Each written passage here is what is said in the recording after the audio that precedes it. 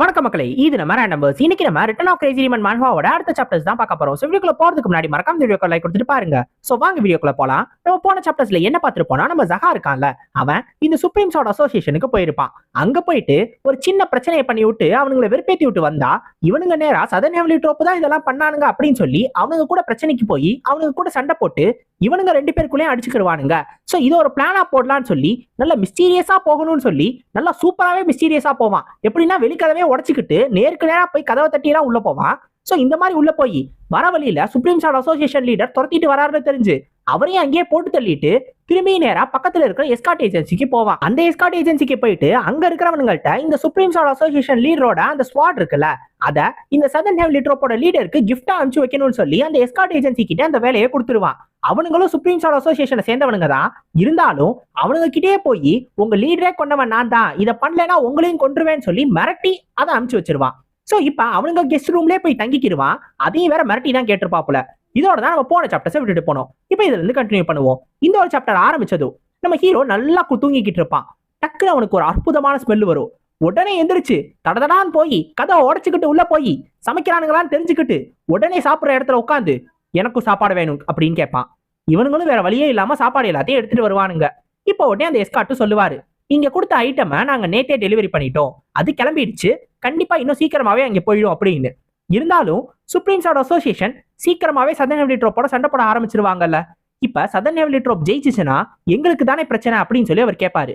நம்ம ஹீரோ ஏன் கேட்கும் போது, ஏன்னா சாடோஹி அங்க இருக்கார்ல, அந்த சதர்ன் ஹெவன்லி ட்ரோப்போட லீடர், அவருக்கு பிடிக்காதவங்க எல்லாரையுமே அவர் கொண்டுருவாராம். இப்ப இந்த சுப்ரீம் சோர்ட் அசோசியேஷனோட லீடரும் செத்து போயிட்டதுனால கண்டிப்பா இந்த சதர்ன் ஹெவன்லி ட்ரோப் ஜெயிக்கிறதுக்கு அதிகபட்ச வாய்ப்பு இருக்கு. ஒருவேளை அவனுங்க ஜெயிச்சு இந்த எஸ்கார்ட் ஏஜென்சியில இருக்கிறவங்களையும் கொண்டுட்டா என்ன பண்றது? ஒருவேளை ப்ரொடக்ஷன் ஃபீஸ் கேட்டு அதை கொடுக்க முடியாம போயிடுச்சுன்னா என்ன பண்றதுன்னா இவர் பயந்துகிட்டு இருப்பாரு.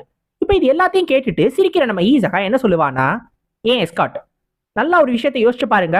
சுப்ரீம் சோர்ட் அசோசியேஷனோட லீடர் இதை விட கொஞ்சம் வித்தியாசமா இருந்தாரா என்ன? அவரும் இதே மாதிரி தானே இருந்தாரு. அவரும் உங்ககிட்ட ப்ரொடக்ஷன் ஃபீஸ் கேட்டிருப்பாரு தானே. இருந்தாலும் நான் சாப்பிடுற நேரத்துல இந்த பணத்தை பத்தி எல்லாம் நீங்க ஏன் பேசணும்? இந்த சாப்பாடு எவ்வளவு நல்லா இருக்கு, நீங்களே கொஞ்சம் யோசிச்சு பாருங்க. இதுக்கு முன்னாடி நீங்க எவ்வளவு ப்ரொடக்ஷன் ஃபீஸை நிறைய பேர் கிட்ட இருந்து வாங்கியிருப்பீங்க.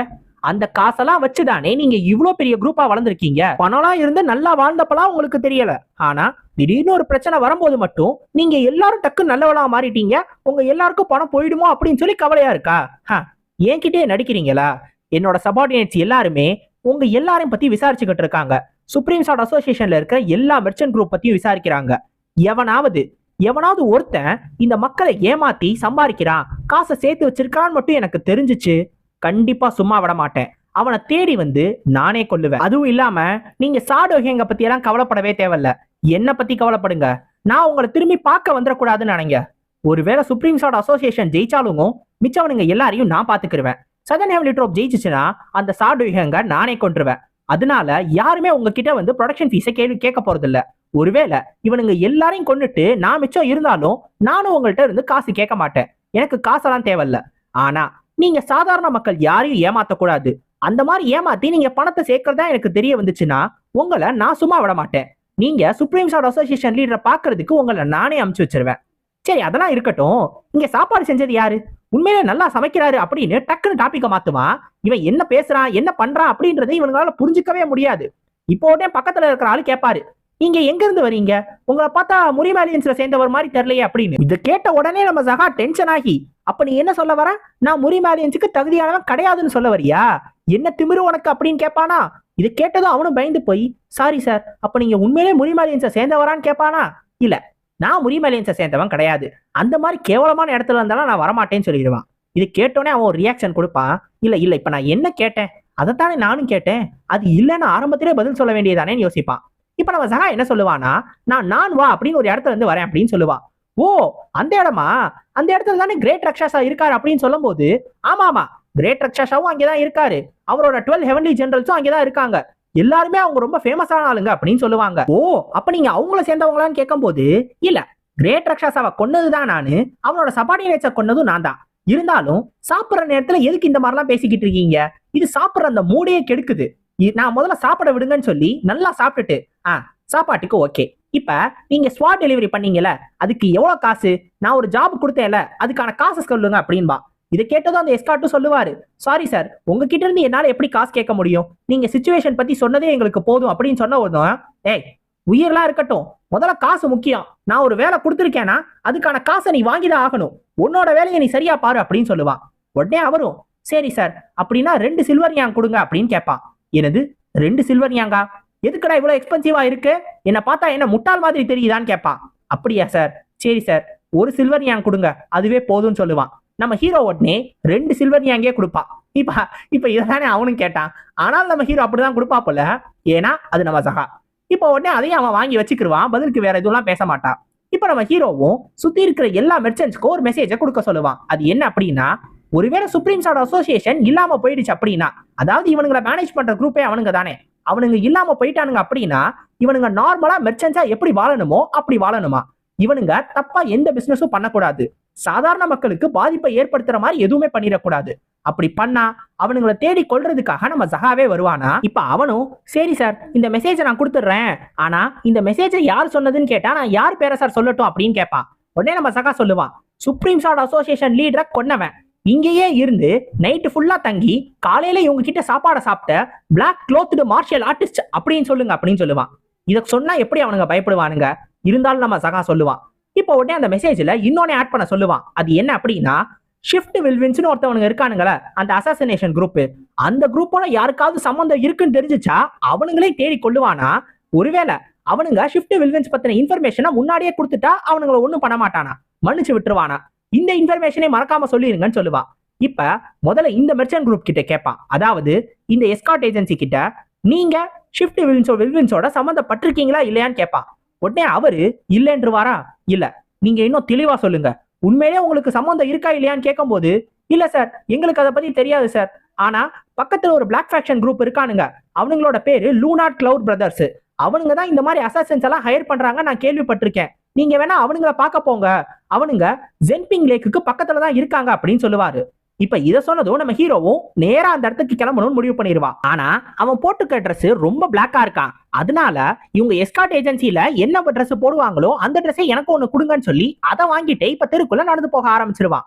இப்ப நம்ம ஹீரோ ஒரு பிளாக் க்ளாத்டு மார்ஷியல் ஆர்டிஸ்டா இருந்து டக்குன்னு ஒரு யங் எஸ்கார்ட் வாரியரா மாறிட்டான், அதுவும் ஹேண்ட்ஸமான யங் எஸ்கார்ட் வாரியரா மாறிட்டான். ஹேண்ட்ஸம் அப்படின்ற அந்த பாட்டு ரொம்ப முக்கியம், நம்ம ஹீரோ அதை அழுத்தமா சொல்லுவான். நேத்து அவன் பிளாக் க்ளாத்டு மார்ஷியல் ஆர்டிஸ்டா இருந்தான், இன்னைக்கு ஒரு எஸ்கார்ட் வாரியரா மாறிட்டான். இப்ப அவன் ஒரு மிஷனுக்காக போறான். இந்த மிஷனை சொன்னது யாரு, ஹாவோ செக்டரோட லீடர். மிஷனுக்கு ஹையர் பண்ணது யாரு, ஈசகா. மிஷன் என்ன, இந்த பிளாக் ராபிட் ஸ்வாட கொண்டு போய் அந்த லூனாட் கிளவுட் பிரதர்ஸ் கிட்ட டெலிவரி பண்ணணும், இதுதான் மிஷனு. இப்ப இத பத்தி நல்லா திருவிழா சத்தம் போட்டு சொல்லிட்டு போவான். இப்ப பக்கத்துல இருக்கிறவனுங்களா இது ஒரு மாதிரி முழிச்சு பாப்பானுங்க, அவனுங்களுக்கு இந்த இன்ஃபர்மேஷன் தெரிஞ்சா அவனுங்க என்ன பண்ண போறானுங்கன்னு தெரியல, இருந்தாலும் அதை சொல்லிதான் ஆகணும், ஏன்னா நம்ம சகா அதை சொல்லிதான் ஆவான். இப்ப நம்ம ஹீரோவும் அவன் பாட்டுக்கு போயிட்டு இருக்கும் போது கரெக்டா பின்னாடி இருந்து ஒருத்தன் தொடறதுக்காக வருவான். உடனே அவன் கையை பிடிச்சு முன்னாடி இழுத்து பலார்னு அவனுக்கு ஒரு அறை கொடுத்து, டேய் யார பின்னாடி இருந்து தொடலான்னு வர, என்ன என்ன அவ்வளவு குறைச்சி எடை போடுறியா அப்படின்னு சொல்லி கேட்பான். ஒரு எஸ்கார்ட்டையே மதிக்க மாட்டியா அப்படின்னு சொல்லி கேட்டு இப்ப ஒரு கணத்துல அடிச்சிட்டான்ல, இப்ப இன்னொரு கணத்துல அடிப்பான். இப்ப இந்த கணத்துல அடிச்சதுனால அந்த கணம் ஃப்ரீயா இருக்குன்னு அந்த கணத்துல ஒரு அறை கொடுப்பான். இப்ப அதுல அடிச்சதுனால இது ஃப்ரீயா இருக்குன்னு சொல்லி இதுல ஒரு அறைன்னு மாத்தி மாத்தி அவனை போட்டு அடிச்சுக்கிட்டே இருப்பான். இப்போ உடனே பின்னாடி ஒரு 3-4 பேர் வந்து, சார் போதும் போதும் நினைக்கிறேன் அப்படின்னு சொல்லுவான். இப்போ உடனே இவனும் நீ அவ்வளவுதான் சட்னி அப்படின்பானா, உடனே பலார்னு அவனை ஒரு அறை விட்டு அவனே சட்னி ஆக்கிட்டு, நீங்க எல்லாரும் லூனாட் கிளவுட் பிரதர்ஸ்ல இருந்து வந்திருக்கீங்க அப்படின்னா உங்க சொசைட்டி லீடர் கிட்ட என்னை கூட்டிட்டு போங்க அப்படின்னு சொல்லுவான். உடனே ஓவரா ஒருத்தன் பேசிட்டு, என்ன ரொம்ப ஓவரா பண்றேன்னு நம்ம ஹீரோவா அடிக்கிறதுக்காக வேகமா வருவான். நம்ம ஹீரோ பெருசாலாம் ஒண்ணும் பண்ண மாட்டான், அவனோட ஸ்வாடை எடுத்து அதை உடைச்சு திருப்பி அந்த ஸ்வாட்ல தன்னோட கீயை இம்பியூ பண்ணி அதை அவனோட கழுத்திலே தூக்கி போட்டுருவான். அது கழுத்துல சிக்கிறதோட அவனு செத்து போயிருவான். இதை பார்த்தோன்னே மத்தவனுங்களா பயந்து போய், சார் நாங்க லூனாட் கிளவுட் பிரதர்ஸை சேர்ந்தவனுங்க கிடையாது சார் அப்படின்பானுங்க. ஓ அப்படியா, ஆமா நாங்க லூனாட் கிளவுட் பிரதர்ஸை சேர்ந்தவனுங்க கிடையாது, நாங்க அவனுங்களுக்கு கீழே இருக்கிற ஒரு குரூப்ல கீழே இருக்கிறவனுங்க, நாங்க அவங்களுக்கு ப்ரொடக்ஷன் ஃபீஸ் கொடுத்துக்கிட்டு இருக்கோம் அப்படின்னு சொல்லுவான். அப்ப நீ லூனாட் கிளவுட் சொசைட்டியே சேர்ந்தவன் தான், நீ சொன்னதுக்கும் அதுக்கும் பெரிய வித்தியாசம் கிடையாது, நீ அதை சேர்ந்தவன் தானே, நீ ஒரு எஸ்கார்ட்டுக்கு எதிராக கத்தியை தூக்குனினாலே நீ செத்துதான் ஆகணும், ஏன்னா நான் உன்னை உயிரோட விடவே மாட்டேன். இப்ப நீங்க எல்லாரும் என்னைய அந்த இடத்துக்கு கூட்டிட்டு போகணும், எவனாவது ஓடணும்னு ட்ரை பண்ணீங்க கண்டிப்பா அவனை தான் முதல்ல கொள்ளுவேன், எல்லாரும் இங்க கூட்டிட்டு போங்க அப்படின்னு சொல்லிடுவான். இப்ப நம்ம ஹீரோ அவனுக்கு இருக்கிறதுலே பிடிக்காத விஷயம் எதுன்றத பத்தி யோசிப்பான். அவனுக்கு எந்த விஷயமே பிடிக்காது, எல்லாரையுமே அவன் முறைச்சுதான் பார்ப்பான், இருந்தாலும் அவனுக்கு இருக்கிறதுலே ரொம்ப பிடிக்காத விஷயம் எதுனா அது ப்ரொடக்ஷன் ஃபீஸ். ஏன்னா அவனே ஒரு வெயிட்டரா ஒர்க் பண்ணியிருக்கான். அப்படி வெயிட்டரா அவன் ஒர்க் பண்ணப்ப அவன் டேபிள்ஸ் எல்லாத்தையும் தொடச்சிருக்கான், மிச்ச மீதி எல்லாத்தையும் சாப்பிட்டுருக்கான், இந்த தரைக்கு எல்லாத்துக்கும் அவன் மாப் போட்டிருக்கான், டிஷ்ஷஸ் எல்லாத்தையும் வாஷ் பண்ணியிருக்கான், எல்லா காய்கறியையும் நறுக்கி வச்சிருக்கான், ஏன் சாப்பாடு கூட சமைச்சிருக்கான். இது எல்லாத்தையும் பண்ணி அவன் கஷ்டப்பட்டு ஒவ்வொரு ரூபாயா ஒவ்வொரு பைசாவா சேர்த்திருக்கான். ஆனா இந்த காசு எல்லாத்தையும் மொத்தமா ப்ரொடக்ஷன் ஃபீஸ்ன்ற பேர்ல அவனுங்க ஒரே நாள்ல வந்து வாங்கிட்டு போயிடுறானுங்க. அப்ப ஒரு வெயிட்டரா இருக்கும்போது அது இருக்கிறதுலே ரொம்ப கஷ்டமா இருக்கும். அந்த ஒரு கஷ்டம் தான் நம்ம ஹீரோக்குள்ள கோபமா மாற ஆரம்பிச்சிச்சு. இவனோட மொத்த கோபத்துக்கான ஒரு ஆதாரமுமே அந்த ஒரு கஷ்டம் தான். நம்ம ஹீரோவும் அதை பத்தி தான் யோசிச்சுக்கிட்டு இருப்பான். இப்ப நம்ம ஹீரோவும் அந்த லூனாட் கிளவுட் பிரதர் சொசைட்டிக்கே போயிருவான். அங்க போயிட்டு உங்க லீடரை பார்க்கணும்னு சொன்ன உடனே அங்க இருக்கிறவனுங்க எல்லாரும் பைத்தலப்பா அப்படின்னு ரொம்ப சிரிச்சுக்கிட்டே சொல்லுவானுங்க. இதை பார்த்ததும் நம்ம ஹீரோ டென்ஷன் ஆகி உடனே அவன் பக்கத்துல போய், எவன்டா சொன்னது, இதை நீதான் சொன்னியா அப்படின்னு கேட்டு அவனோட கழுத்தை பிடிச்சு தூக்கி நல்லா பலார் பலார் பலார்னு அவனுக்கு சப்பு சப்புன்னு அற கொடுப்பான். இதை பார்த்து சுத்தி இருக்கிறவங்களாம் டக்குன்னு பயந்து போயிருவானுங்க. இப்போ உடனே உள்ள இருந்து ஒரு பீஸ் வரும். என்ன இங்க சத்தம், எதுக்காக யார் சத்தம் போட்டுக்கிட்டு இருக்கா அப்படின்னு உடனே பக்கத்துல இருக்கிறவன் தான் சொல்லுவான், எஸ்காட் ஏஜென்சில இருந்து ஒருத்தன் வந்திருக்கான், அவன் நம்ம லீடரை பார்க்கணும்னு சொல்றான் அப்படின்னு. என்னது, எஸ்காட் ஏஜென்சில இருந்து ஒரு எஸ்காட் வந்திருக்கானா? அந்த எஸ்காட்டோட ஓனர் வராம வெறும் ஒரு சாதாரண எஸ்காட் வந்து நம்ம லீடரை பார்க்கணும்னு சொல்றானா அப்படின்னு. இப்ப நம்ம ஹீரோ அவனை அரைஞ்சு முடிச்சுட்டு அங்க இருக்கிற ஆளுக்கிட்ட, நான் ஷிஃப்ட் வில்வின்ஸை சேர்ந்தவன், நான் உங்க லீடரை பார்க்கறதுக்காக வந்திருக்கேன் அப்படின்னு சொல்லுவான். ஷிஃப்ட் வில்வின்ஸ்க்கும் எங்களுக்கும் இருக்கிற பிசினஸ் எல்லாமே முடிஞ்சு போயிடுச்சே, நீ எதுக்காக பார்க்க வந்திருக்கான்னோடனே, எனக்கு அவர் கூட ஒரு பிசினஸ் இருக்கு, நீங்க என்னை அவர்கிட்ட கூட்டிட்டு போங்க அப்படின்னு சொல்லுவான். இப்ப அவனும் உள்ள போய் இதை பத்தியெல்லாம் இன்ஃபார்ம் பண்ணிட்டு திரும்பி நம்ம ஹீரோ கூப்பிடுறதுக்காக வருவான். நம்ம ஹீரோ உள்ள போய் பார்த்தா அந்த இடமே உண்மையிலே சூப்பரா இருக்கும். ஒரு மாதிரி அப்படியே அந்த நதிக்கு நடுவுல கட்டி வச்சிருப்பாங்க. இப்ப அந்த இடத்துல தான் இவங்க லீடரும் இருப்பான். அந்த லீடரும் நம்ம ஹீரோவை பார்த்துட்டு, என்னோட பேரு பியோக் சாவன், உட்காரு அப்படின்னு சொல்லுவான். ஆனா நம்ம சகா உட்கார மாட்டான். ஏன்னா ஒருத்தவன் உட்கார சொல்லி உட்கார ஆளு கிடையாது நம்ம சகா. நம்ம சகா நிக்கிறேன்னு சொல்லி நின்னுக்கிட்டே இருப்பான். இப்ப நம்ம சகா அவனை பார்த்து கேட்கிற முதல் விஷயம் என்ன தெரியுமா, நீதான் லீடரா, நீ என்ன பாக்குறதுக்கு கேட்ஃபிஷ் மாதிரியே இருக்க அப்படின்னு சொல்லுவான். உண்மையிலே அந்த ஆளை பாக்குறதுக்கு கேட்ஃபிஷ் மாதிரி தான் இருப்பான். அவன் மீச வேற அப்படியே வந்து மூக்குல இருந்து ரெண்டே ரெண்டு மட்டும் ஒழுகிட்டு இருக்கும். இப்ப அந்த கேட்ஃபிஷ் சொல்லுவான், உன்னை பார்த்தா ஷிஃப்ட் வில்வின்ஸை சேர்ந்தவ மாதிரி தரலையே, ஏன்னா நீ வச்சிருக்கிற ஸ்வாடு ஒரு அசாசின் யூஸ் பண்ற ஸ்வாடே கிடையாது. அதே நேரத்துல உன்னை பாக்குறதுக்கு எஸ்காட் ஏஜென்சியை சேர்ந்த மாதிரி தெரியல, நீ எங்க இருந்து வந்திருக்க அப்படின்னு கேட்பான். நம்ம ஹீரோ உடனே, நான் தான் ஹாவோ செக்டரோட லீடர், நான் ஷிஃப்ட் வில்வின்ஸை தேடி வந்துகிட்டு இருக்கேன் அப்படின்னு சொல்லுவான். இப்ப இது கேட்டதும் அந்த கேட்ஃபிஷும் சொல்லுவான், அவனுங்க ஒரு அசாசின் குரூப்பா இருந்தானுங்கன்னா அவனுங்கள உன்னால ஈஸியாலாம் கண்டுபிடிக்க முடியாது, அதனாலதான் அவனுங்க இருக்கிறதே சூப்பரான அசாசின் குரூப்பா இருக்கானுங்க. இருந்தாலும் அவனுங்களை கண்டுபிடிக்கிறதுக்கு ஒரு ஈஸியான வழி இருக்கு. அது என்ன அப்படின்னா, உன்னால அவனுங்களை ஹையர் பண்ண முடியும். ஆனா வரவனுங்க எல்லாருமே லோ ரேங்க் சபார்டினேட்ஸா மட்டும்தான் இருப்பானுங்க. அவனுங்களுக்கு ஹெட் குவார்டர்ஸ் எங்க இருக்குன்னு தெரியாது. அதே நேரத்துல இந்த லோ ரேங்க் சபார்டினேட்ஸை நீ எவ்வளவு டார்ச்சர் பண்ணாலும் சரி, அவனுங்க எந்த ஒரு விஷயத்த பத்தியுமே உன்கிட்ட சொல்லவே மாட்டானுங்க. அதனாலதான் அவனுங்க பெரிய அசாசின் குரூப்பா இருக்கானுங்க. அவனுங்க ஆர்கனைசேஷனை பொறுத்த வரைக்கும் அவனுங்க எல்லாருமே அவனுங்களுக்கு டைரக்டான சுப்பீரியர் யாரோ அவனுங்க கூட மட்டும்தான் பேச முடியும். சோ நீ அந்த ஹெட் குவார்டர்ஸை தெரிஞ்சுக்கணும்னா நீ ஒவ்வொரு ஆளா ஒவ்வொரு லெவலா போய் கரெக்டா பிடிச்சாகணும். அப்ப மட்டும்தான் உன்னால அதை பத்தி தெரிஞ்சுக்க முடியும்னு சொல்லுவான். நம்ம ஹீரோவும் யோசிப்பான், இவன் எதுக்காக இது எல்லாத்தையும் சொல்லிக்கிட்டு இருக்கான், ஒருவேளை பைத்தியக்காரனா இருப்பானோ அப்படின்னு. இப்போ உடனே நம்ம ஹீரோவும் கேட்பான், இங்க இருக்கிற மார்க்கெட் எல்லாமே நல்லா வியாபாரம் ஆகுது போல, என்ன உனக்கும் நிறைய மாமூல் கிடைக்குதா, நீ நிறைய மாமூல் வாங்குறியான்னு கேட்கும்போது, அதை நான் ப்ரொடக்ஷன் ஃபீஸ்னு சொல்லுவேன். நான் அவனுங்க கிட்ட இருந்து ப்ரொடக்ஷன் ஃபீஸ் வாங்குறேன்னு சொல்லுவான். ப்ரொடக்ஷன் ஃபீஸா, யாருக்கிட்ட இருந்து ப்ரொடக்ட் பண்றேன்னு கேட்கும்போது, அவனுங்களே ப்ரொடக்ட் பண்ணிக்கிறானுங்க, அதுக்கு நான் காசு வாங்கிக்கிறேன். ஒருவேளை நான் அந்த காசை வாங்கலைனாலும் வேற யாராவது ஒருத்தர் வாங்க தான் போறாங்க. நான் இங்கேயே பிறந்து வளர்ந்தவன், நான் ஏன் அந்த காசை வாங்கவே கூடாது? இங்க இருக்கிறவங்க எல்லாருமே ஒரு நார்மலான லைஃபை வாழ்றவங்க தான். ஆனா ஒரு சில பேர் அதுக்கு அப்படியே ஆப்போசிட்டான லைஃபை வாழ்றாங்க. இப்ப இவங்க எல்லாரையும் நான் பாத்துக்கணும். இவங்க எல்லாருக்காகவும் நான் அங்கங்க சோல்ஜர்ஸை நிறுத்தி வைக்கணும்னா அதுக்கு எனக்கும் காசு தேவைப்படும்ல. சோ அந்த ஒரு காரணத்தினால நானும் கொஞ்சம் கொஞ்சம் காசை ப்ரொடக்ஷன் ஃபீஸா வாங்கிக்கிறேன். இதை பத்தி நீ என்ன நினைக்கிறேன்னு கேட்பான். நம்ம ஹீரோ உடனே கைத்தட்டி, சூப்பர், இந்த மாதிரி ஸ்பீச்சை கேட்டு ரொம்ப நாள் ஆச்சு அப்படின்னு சொல்லுவான். இப்ப நம்ம ஹீரோ நினைச்சானா உடனே இவனை மார்ஷியல் ஆர்ட்ஸ் வச்சு ஈஸியா தோக்கடிச்சிட முடியும். இருந்தாலும் பேசி ஜெயிக்கக்கூடிய ஒரு ஆள் நம்ம ஹீரோ, அதனால பேசியே ஜெயிக்கணும்னு சொல்லி முதல்ல முடிவு பண்ணுவா. இப்ப நம்ம சகாவும் சொல்லுவான், உண்மையிலே நீ ஒரு நல்ல வேலை தான் பண்ற, ஆனா நான் கொன்னவங்கல்ல முக்காவாசி பேரு இதே மாதிரிதான் இருந்தாங்க. என்ன கொஞ்சம் கொஞ்சம் வித்தியாசமா யோசிப்பாங்க, அவ்வளவுதான். நான் இங்க வந்த நாளே என்னைய ஒருத்தன் பிக் பாக்கெட் அடிக்கணும்னு ட்ரை பண்ணான். அவனை நான் பிடிச்ச உடனே அவன் எனக்கு அவனோட காசை தரேன்னு சொன்னான். அவனுங்க எஸ்காட் கிட்ட இருந்து காசை அடிக்கிறானுங்க, அவுட் சைடர் கிட்ட இருந்து காசை அடிக்கிறானுங்க, டிராவலர்ஸ் கிட்ட இருந்து காசை திருடுறானுங்க.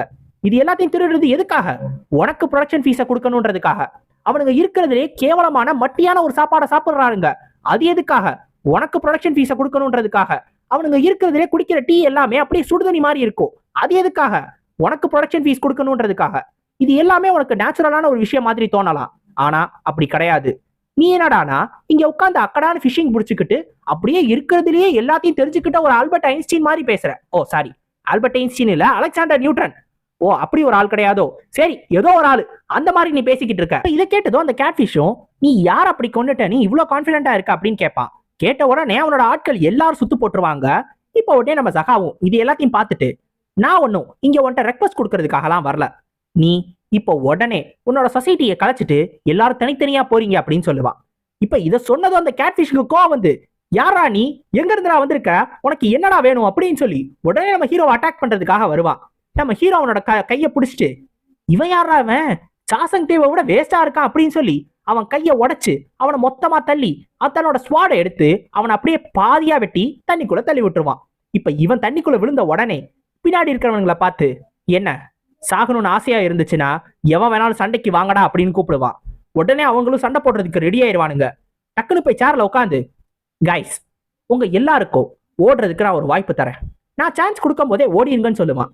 அவனுங்களுக்கு ஒண்ணுமே புரியாது.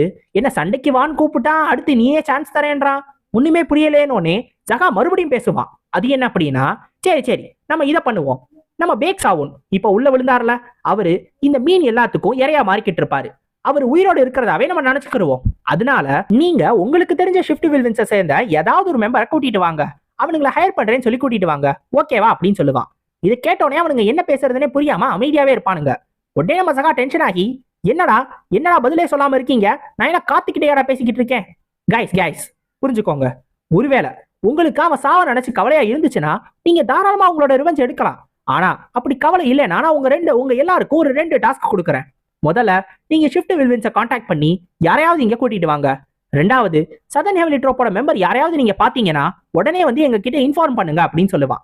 சரி, நீங்க யாரு அப்படின்னு ஒருத்தன் கேள்வி கேட்கும் போது, நான் தான் உங்க சொசைட்டி லீடரை கொன்னவன் அப்படின்னு சொல்லுவான். ஓஹோ, புரிஞ்சிச்சு. அதே மாதிரி உங்களுக்கு இன்னொரு விஷயமும் சொல்றேன், சுப்ரீம் சார்ட் அசோசியேஷன் லீடரையும் கொன்னது நான் தான். ஒருவேளை நீங்க ரிவெஞ்ச் எடுக்கணும்னு நினைச்சீங்க, அதுதான் இருக்கிறதுலே நீங்க பண்ற பெரிய பைத்தியக்காரத்தனம் அப்படின்னு சொல்லுவான். இப்ப இவனுங்க அமைதியா இருப்பானுங்களா?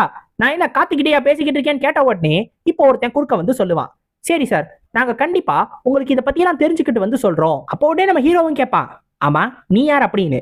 உடனே இவனும், என்னோட பேரு ஊச்சில்ஜின், நான் தான் இங்க செகண்ட் இன் கமாண்ட் அப்படின்னு சொல்லுவான்.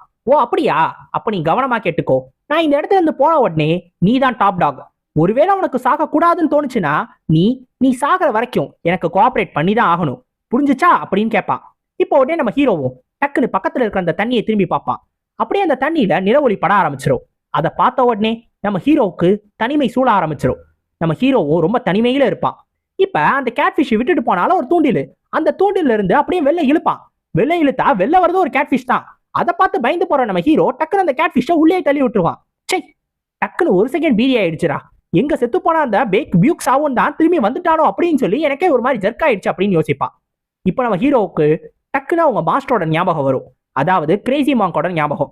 நம்ம கிரேசி மாங்க் எப்பயுமே நம்ம ஹீரோ கிட்ட ஒரு விஷயம் சொல்லுவாரு, நாமோ அமிதாபா அப்படின்னு. நம்ம ஹீரோ அதுக்கு பதில் இப்போ ஒன்று சொல்லுவான், அசுரா பால்பலியா, நான் தான் புத்தாவோட அதே டைரக்டான என்வாய், நான் அக்காலாவோட டிசெண்டன்ட், செத்துப்போ செத்துப்போ செத்துப்போடா போடா அப்படின்னு இவன் பாட்டுக்கு தண்ணியை பார்த்து பேசிக்கிட்டு இருப்பான். இப்போ உடனே சுத்தி இருக்கிறவங்களாம் யோசிப்பானுங்க, யாரா அவன், எங்க இருந்தா இந்த பைத்தியக்காரன் வந்தான், எவனாவது ஒருத்தன் வந்து இந்த மாதிரி வந்து தொல்லை கொடுத்துக்கிட்டே இருக்கானே அப்படின்னு. அடுத்து நம்ம ஹீரோட லிஸ்ட்ல சதர்ன் ஹெவன்லி ட்ரோப்போ ஷிஃப்ட் வில்வின்ஸும் இருக்கானுங்க.